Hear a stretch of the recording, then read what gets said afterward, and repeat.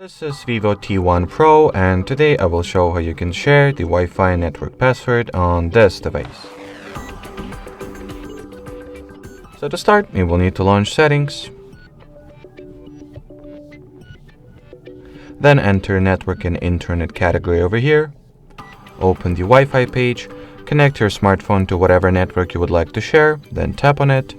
Over here, go for the share option from the list.